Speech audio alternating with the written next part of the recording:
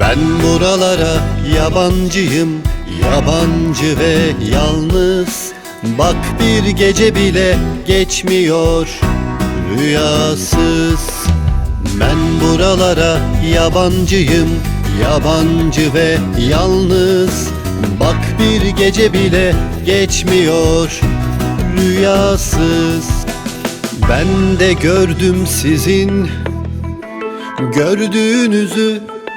Gözlerim açıldığı anda, yani doğduğumda.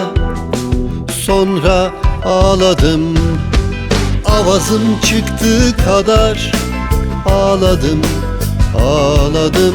Sonra anladım, ben buralara yabancıyım, yabancı ve yalnız. Bak bir gece bile geçmiyor rüyasız. Ben buralara yabancıyım, yabancı ve yalnız. Bak bir gece bile geçmiyor rüyasız. Rüyalar gerçek değilmiş, kimin umrunda? Sanki yaşadıklarımın bir anlamı mı var? İnanmazsan gel temize çekelim günleri bir bir. Meraklanma, her şeyin hesabı verilir günahlarında.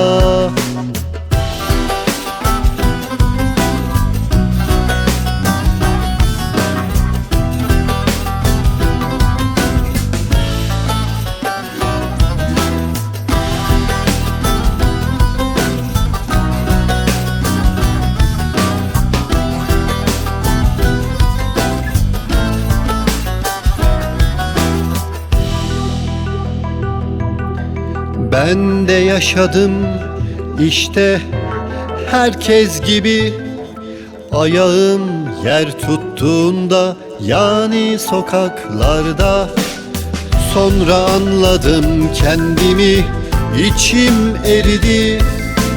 Sonra anladım, sonra ağladım.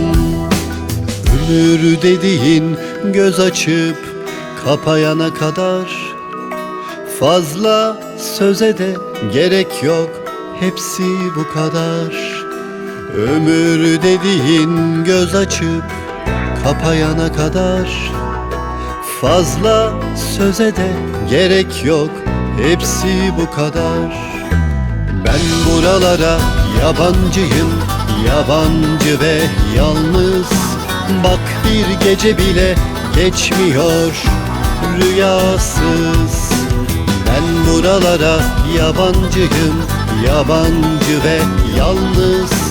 Bak bir gece bile geçmiyor rüyasız.